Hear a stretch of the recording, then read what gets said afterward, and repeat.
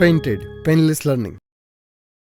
જો ભાઈ, પાણીના નીચેના ખડકો વિશે જહાજને ચેતવણી આપવા માટે ઓલા લાઇટ હાઉસ હોય ને, બરાબર, આ દરિયો, પાછળ છે ગામ, નીચે છે પથરા, અને એક જહાજ ભાઈ આવે છે અને જો આગળ આવે નીચે પથરા હોય તો બિચારું ખલવાઈ ન જાય.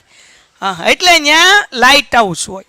લાઇટ હાઉસ આમ લાઇટ કરે તો સમજવાનું કે આ એરિયામાં ભૂલે શું કે ગળવાનું નહીં. પછી ટાપુ દેખાડવા માટે બ્લુ કલર હોય તેવા અલગ અલગ ટૂંકમાં કલરના લાઇટ હાઉસ હોય. લાઇટ હાઉસનો ફોન આવ્યો, જહાજ કાલે આવશે એમ કીધું ભાઈ. હાલો તો આગળ વાંચીએ. તો ભાઈ, જહાજને ચેતવણી આપવા માટે એક લાઇટ હાઉસ છે. સાંભળજો ભાઈ, એક દીવા દાંડી એટલે કે લાઇટ હાઉસ કેટલા કિલોમીટરની અંતર સુધી જઈ શકે છે? એની લાઇટ 16.5 કિલોમીટર, એટલે એ ત્રિજ્યા થઈ. કહેવાય શું કહેવાય? 16.5. વેઇટ, સ્કીપ નહીં કરતા, તમારા ફાયદાની વાત છે. ધોરણ 10 ની અંદર આવ્યા છો, બોર્ડની પરીક્ષા આપવાની છે, જોરદાર રિઝલ્ટ લાવવું છે, તો પેન્ટેડ એપ્લિકેશન ડાઉનલોડ કરો અને ચેમ્પિયન બેચ લોન્ચ થઈ ગઈ છે. ચેમ્પિયન વિદ્યાર્થી સાથે ભળી જાઓ. આ લાઈવ લેક્ચરની અંદર ગણિત, વિજ્ઞાન, સમાજ, ઇંગ્લિશ, ગુજરાતી બધુંય ભણાવીએ છીએ. અનમ્યુટ કરીને ઘરેથી બોલીને ડાઉટ પૂછી શકો અમારા લાઈવ લેક્ચરમાં. અને તમારે ટ્રાય કરવી છે, ખાલી 300 રૂપિયા આપીને મહિનો દિવસ ટ્રાય કરો ને પછી મજા આવે તો આગળ જોડાવો. તમે એમ કહો સાહેબ તમારું રિઝલ્ટ આ છે, મારી પાછળ રિઝલ્ટના ફોટા જોઈ લો અમારા ટોપર્સ, અને તમે ચેમ્પિયન બનવા માંગતા હો, ચેમ્પિયન બેચ સાથે જોડાઓ. Good bye. ઓકે, 80 ના ખૂણાના વૃત્તાંશ એટલે કે થીટા બરાબર કેટલું? 80 પર લાલ રંગનો પ્રકાશ પાથરે છે. એટલે કે આ લાઇટ હાઉસ છે, આ એની લાઇટ છે, એ 16.5 મીટરની છે અને 80 ના ખૂણા લગી જાય. ક્યાં લગી જાય? દરિયામાં. પછી બીજી બધી જાય એ બહાર જાય. લાઇટ હાઉસમાં લાઇટ આમ ગોળ ફરતી હોય. કેમ ફરતી હોય? પણ દરિયામાં કેટલું જાય છે? ખાલી 80 ડિગ્રી. તો આપણે જ જોવાનું છે. તો સમુદ્રના જેટલા ક્ષેત્રફળ પર જહાજને ચેતવણી આપતી હોય તે શોધો. ગોતી લઈએ ભાઈ. તો હવે આપણે ટૂંકમાં લઘુ વૃત્તાંશનું ક્ષેત્રફળ ગોતવાનું છે, બીજું કાંઈ કરવાનું નથી. તો આપણે ગોતી લઈએ ભાઈ. જહાજને ચેતવણી અપાતી હોય તે ક્ષેત્રફળ બરાબર લઘુ વૃત્તાંશના ક્ષેત્રફળનું સૂત્ર લખવાનું શું હતું? r² θ પાઈ r². બોલો બાય, એટલે સોરી પાઈ એટલે કીધું ને, કેટલું કીધું? તો 314 ના છેદમાં r કેટલા કીધા? જો અહીંયા ધ્યાન રાખો બેટા, 314 કીધા છે, 3.14 એટલે પોઈન્ટ કાઢી નાખવા, એટલે 314 ના છેદમાં 100. r ધ્યાન રાખો 16.5 છે એટલે 165 ના છેદમાં 10, કારણ કે પોઈન્ટ પછી બે આંકડા છે એટલે 1 0 મૂકવાનો. r² છે એટલે બીજી વખત લખું છું 165 ના છેદમાં 10. થીટા કેટલું છે? 80. બધાને ધ્યાન અહીંયા છેદમાં 360. 0 0. કોઈને કઈ ડાઉટ? આમાં છેદ ઉડાડવામાં થોડુંક ધ્યાન રાખવાનું, નકર મમ્મી ખીજાય. 5 ના ઘડિયામાં 10 ક્યારે આવે? 5 દુ 10. 165 ભાગ્યા એટલે જવાબ આવે 33. કેટલો આવે? કેમ સાહેબ? જો કરીને દેખાડો. 165 ભાગ્યા 5, 5 તેરી 15, એક વધ્યો ઉપરથી ઉતર્યો 5, 5 તેરી 15. આવ્યું કે નહીં? તો 5 દુ 10, 165 ભાગ્યા 5 કરો એટલે 33. અહીંયા પણ એમ જ 5 દુ 10, 165 ભાગ્યા 5 કરો એટલે 33. જાગો છો?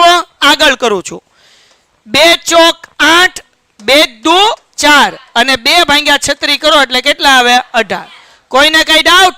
ઓકે, હજી આગળ આવશે પણ હવે એના પછી સ્ટેપમાં કરું. એક હારે બધું ઉડાડીશ તો તમે ઉડી જાઓ. 314 ગુણ્યા 33 ગુણ્યા 33 એના છેદમાં 100 ગુણ્યા 18. તો 3 ના ઘડિયામાં 33 આવે અને 3 ના ઘડિયામાં 18 આવે. 11 તેરી 33 આવે કે ન આવે? અને 3 ના ઘડિયામાં 18, 3 6 18 આવે કે ન આવે? હજી 3 ના ઘડિયામાં 6 ક્યારે આવે? 3 દુ અને 11 તેરી 33. હવે 314 ભાગ્યા 2 કરો એટલે કેટલા આવે? 157. તો અહીંયા લખું 157. 11 ગુણ્યા 11 એટલે કે 121 એના છેદમાં 100. હવે આ બેનો ગુણાકાર કરીએ, દાખલો થઈ ગયો પૂરો. હાલો 157 ભાગ્યા 121, પહેલા 2 0, 157 છે, હા સોરી બાપા, ટમ. હાલો ભાઈ ગુણ્યા 121, પહેલા 2 0, 1 7 7, 1 5 5, 1 1 0, 7 2 14, વધી પડી 1, 2 5 10 ને 11, વધી પડી 1, 2 1 2 ને 1 3, 1 7 7, 1 5 5, 1 1 5 ને 4 9, 7 8 9, 8 ને 1, એટલે જવાબ કેટલો આવ્યો ભાઈ? 189.97. સાહેબ આ પોઈન્ટ ક્યાંથી આવ્યા? 2 મીંડા હતા એટલે 2 આંકડાની આગળ મૂકી દીધો પોઈન્ટ, અને અહીંયા આપણને કીધું કિમી એટલે લખવાનું કિલોમીટર સ્ક્વેર. દાખલો થઈ ગયો પૂરો. આ દાખલો બહુ અઘરો નથી. ગુણાકાર અને ભાંગાકાર આવડતો હોય એના માટે સહેલો. હું લખ્યું છે? ઠીક, મને આ નો દેખાણું. હું છે? આગળ તો બોલ. હાલો વાંચો રકમ આગળ.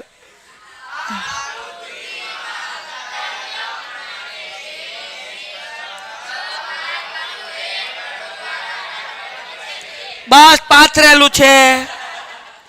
તમે બધું વીખી નાખો, પથારી ફેરવી નાખો તમે. હાલો તો એક ટેબલ ઉપર, મેજ એટલે ટેબલ, એક આવું સરસ મજાનું પથાણું પાથરેલું છે. જો કેટલું સરસ છે. આ મને ખબર જ નથી પડતી આમાં શું સરસ છે. લેવા વાળાએ કેવું લીધું હાવ, પણ આવું છે તો આપણને કઈ વાંધો નથી, ભલે રહ્યું. પછી હું કીધું ભાઈ કે આકૃતિમાં બતાવ્યા પ્રમાણે એક મેચ પર કેટલી ભાત વાળું છે? 6 ભાત વાળું, એટલે કે ટૂંકમાં આના 6 ભાગ પડે. જુઓ દેખાય ને, પેલો ભાગ, આ પેલો ભાગ થઈ ગયો, આ બીજો, ત્રીજો, ચોથો, પાંચમો, પણ એનું આપણને કઈ કામ નથી, આપણે ખાલી પેલો જ રાખીએ, બરાબર ને? એટલે ટૂંકમાં 6 ભાત વાળું આવું છે. હવે આપણને દાખલામાં આગળ શું કીધું ભાઈ? જો આવરણની ત્રિજ્યા 28 સેમી હોય, ઓકે, તો ત્રિજ્યા બરાબર 28, પછી તો 0.35 પ્રતિ સેમી સ્ક્વેરના દરે ડિઝાઇન બનાવવાનો ખર્ચ શોધો. તો ડિઝાઇન બનાવવાનો ખર્ચ ગોતવાનો. જો કેટલી જગ્યાએ ડિઝાઇન છે? 1 2 3 4 5 6, આ બધી ડિઝાઇનનો ખર્ચ ગોતવાનો. કેમ ગોતશું? પેલા આવડો આ જો સમજો બચાવ, સમજો. જો આવડો આ ભાગ ગોતવાનો છે, જે હું આમ કલર કરું છું નહીં, આને શું કહેવાય? વૃત્તખંડ કહેવાય. શું કહેવાય બચાય? લઘુ વૃત્તખંડ. શું કહેવાય? હા વાહ, આમ બોલાય. તો હવે એ કેમ ગોતવાનું? તો પેલા ગોતવાનું લઘુ વૃત્તાંશનું ક્ષેત્રફળ. એમાંથી આ જે છે ત્રિકોણનું ક્ષેત્રફળ માઇનસ કરી નાખવાનું. કેમ ગોતવાનું? પેલા ગોતું લઘુ વૃત્તાંશનું ક્ષેત્રફળ માઇનસ ત્રિકોણનું ક્ષેત્રફળ. આ લઘુ વૃત્તખંડ મળી ગયો. હાલો પેલા ગોતી નાખીએ ભાઈ. અહીંયા હું લખું છું ભાઈ, લઘુ વૃત્તખંડનું ક્ષેત્રફળ બરાબર, હાલો લઘુ વૃત્તખંડનું ક્ષેત્રફળ બરાબર, અહીંયા ધ્યાન રાખો, લઘુ વૃત્તાંશનું ક્ષેત્રફળ માઇનસ ત્રિકોણનું ક્ષેત્રફળ. કોઈને આમાં કઈ ડાઉટ? ઓકે. લઘુ વૃત્તાંશના ક્ષેત્રફળનું સૂત્ર પાઈ r સ્ક્વેર થીટા ના છેદમાં 360. ત્રિકોણના ક્ષેત્રફળનું સૂત્ર √3 ના છેદમાં 4 બાજુનો સ્ક્વેર. શું સૂત્ર છે? √3 ના છેદમાં 4 બાજુનો સ્ક્વેર. દાખલામાં ત્રિજ્યા કેટલી આપી? તો કે 28. ઓકે, આપણે લખી નાખ્યું. પછી ભાઈ થીટા આપ્યું નથી. કેમ ગોતવાનું ભાઈ? તો કે એક વર્તુળ છે એ આખું 360 ડિગ્રી હોય. વર્તુળના કેટલા ભાગ પાડ્યા છે? 6, એટલે 360 ભાગ્યા 6, છાએ 36 તે 0 એમ નામ. તો થીટા એટલે કેટલા લેવાના? 60 ડિગ્રી.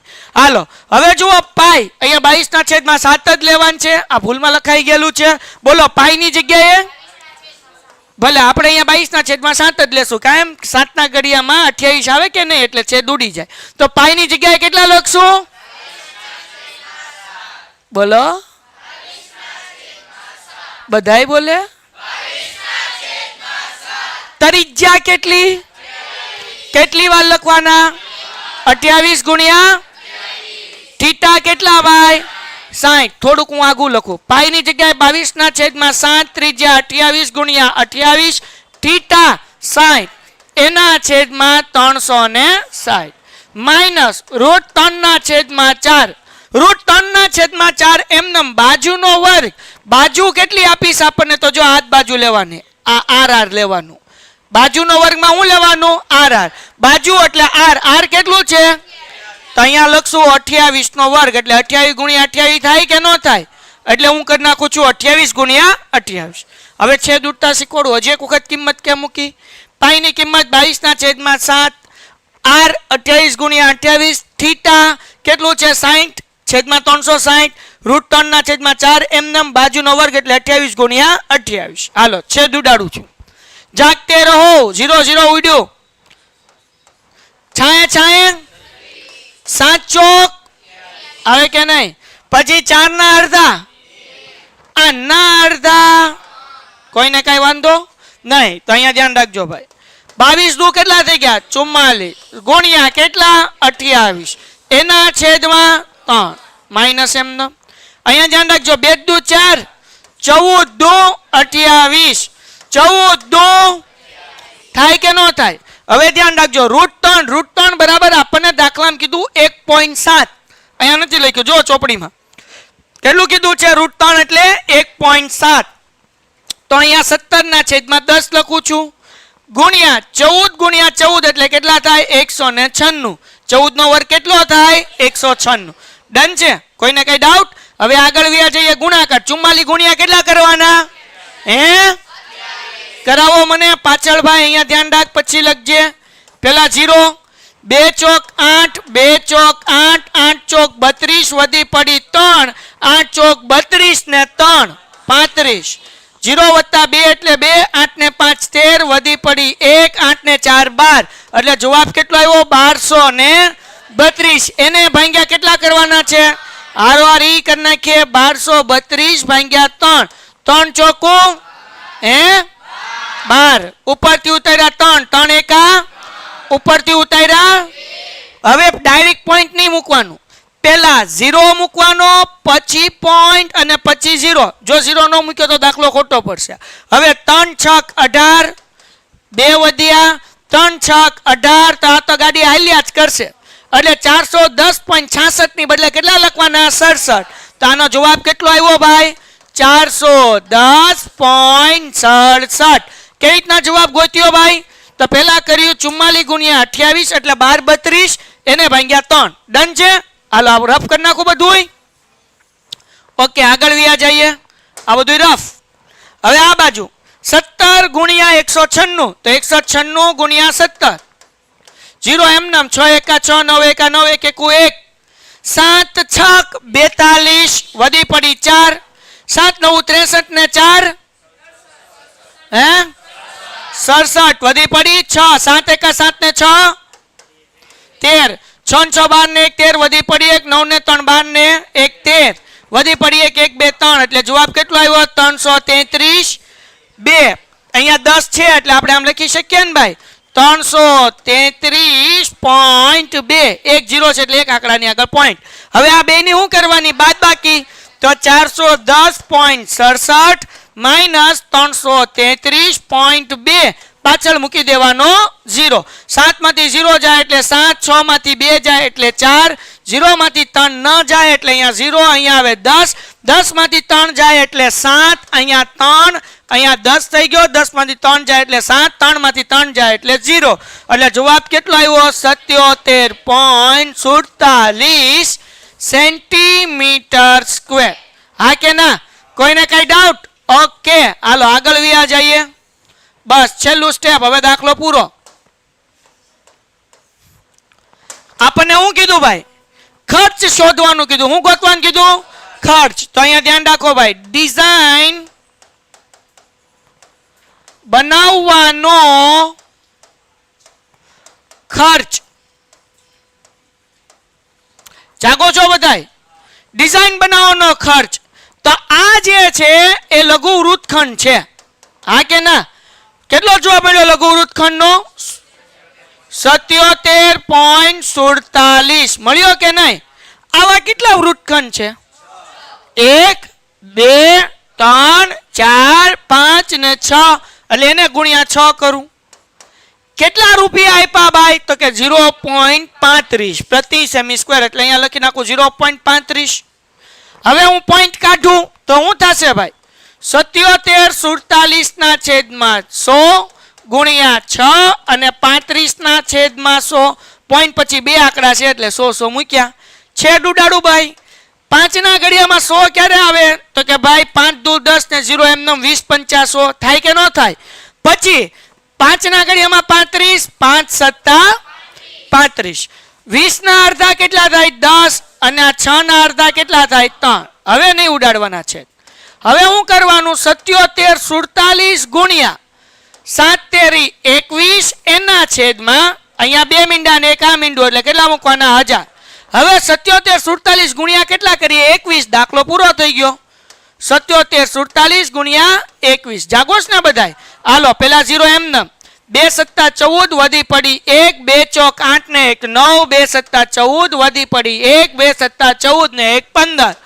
પછી 7 એકા 7 4 એકા 4 7 એકા 7 7 એકા 7 7 એમ નામ 4 ને 4 8 9 અને 7 તો કે 9 ને 1 10 ને 6 16 વધી પડી 1 7 ને 1 8 ને 4 12 વધી પડી 1 5 ને 1 6 ને 1 એમ નામ એટલે કેટલો જવાબ આવ્યો? 162,687 ના છેદમાં 100. 100 છે 3 મીંડા સોરી 1000 3 મીંડા છે એટલે 3 આંકડાની આગળ શું મૂકવાનું? પોઈન્ટ. એટલે જવાબ કેટલો આવ્યો? 162.687 રૂપિયા. કેટલાનો ખર્ચો થયો? 162.68 પૈસાનો ખર્ચો થયો. એટલે 68 પૈસા 162 રૂપિયા અને 68 પૈસા એટલે ટૂંકમાં 162.68 રૂપિયાનો ખર્ચો થયો. દાખલો થઈ ગયો પૂરો. એટલે પહેલા એક વૃત્તખંડનું ક્ષેત્રફળ ગોતવાનું. 6 એના ભાગ છે 6 વૃત્તખંડ છે એટલે ગુણ્યા 6 એનો ખર્ચો 0.35 પોઈન્ટ કાઢ્યા એટલે છેદમાં 100 પોઈન્ટ કાઢ્યા એટલે છેદમાં 100 100 ના 5 આરે ભાગાકાર કરીએ એટલે 20 7 5 35 20 ના અડધા 10 6 ના અડધા 3 7 તેરી 21 આ બેનો ગુણાકાર કર્યો એટલે જવાબ આવી ગયો. 3 આંકડાના આગળ પોઈન્ટ મૂક્યો. ડન છે? તો આવી રીતના દાખલો ગણવાનો છે. હાલો નેક્સ્ટ સમ. છેલ્લી દાખલો નથી MCQ છે. R ત્રિજ્યા વાળા વર્તુળનો વૃત્તાંશનો ખૂણો P હોય થીટા બરાબર P. R ત્રિજ્યા કીધું એટલે નાના r ની બદલે કયો r લખવાનો? મોટો. તો વૃત્તાંશનું ક્ષેત્રફળ ખાલી જગ્યા થાય તો વૃત્તાંશનું ક્ષેત્રફળ આવડે ને? શું છે વૃત્તાંશનું ક્ષેત્રફળ? પાઈ r સ્ક્વેર થીટા છેદમાં તો પાઈ એમ નામ નાના r ની બદલે કયો r મૂકવાનો? થીટાની જગ્યાએ કેટલા મૂકવાના? P છેદમાં 360. તો શું આવો એક ઓપ્શન આપ્યો છે? નહીં. ઓકે તો હવે એ જુઓ કે ભાઈ છેદમાં 360 ને r સ્ક્વેર ન હોય એવા ઓપ્શન કાઢી નાખો. આમાં r સ્ક્વેર નથી એટલે આ નીકળી ગયું. પછી c માં નથી એટલે આ બે જવાબ નથી. ક્યાં તો જવાબ B હશે ને ક્યાં તો જવાબ D હશે. હવે કેવી રીતના જવાબ ગોતવાનું ધ્યાન રાખો. તો હું એક કામ કરું 180 લાવવા હોય છેદમાં તો 360 ને 2 હારે ભાંગવા પડે અથવા 720 લાવવા હોય તો 2 હારે ગુણવા પડે. પણ જે છેદમાં મૂકવું અંશમાં મૂકવું પડે એટલે હું એક કામ કરું આને અંશમાંય 2 મૂકું અને છેદમાંય 2 મૂકું જોઉં શું થાય છે એમ. તો ધ્યાન રાખો 360 ગુણ્યા 2 એટલે 720 થયા. હા કે ના? તો 720 2 ગુણ્યા પાઈ r p એટલે 2 આગળ લઈ લઉં પાઈ r સ્ક્વેર p. તો જુઓ ભાઈ કોના જેવું સૂત્ર થયું? આના જેવું કે આના જેવું? D જેવું. તો હવે એકદમ એની જેવું કરી નાખું p અને 720 ને અલગ લઈ લઉં p ના છેદમાં 720. હવે કોણ વધ્યું ભાઈ? 2 પાઈ r સ્ક્વેર. તો અહીંયા લખી નાખું 2 પાઈ r સ્ક્વેર. તો આવી ગયો ને જવાબ. તો ઓપ્શન કયો આવે ભાઈ? D. તો આવી રીતના તમને પૂછવું હોય તો મગજ વાપરવાનું. બે અંશમાં મૂક્યા છેદમાં મૂક્યા 360 ગુણ્યા 2 એટલે 720 p અને 720 ને સાઈડમાં લઈ લીધા એટલે વધ્યું 2 પાઈ r સ્ક્વેર p ના છેદમાં 720. દાખલો થઈ ગયો પૂરો. હાલો કરી નાખો ફટાફટ. Painted Painless Learning.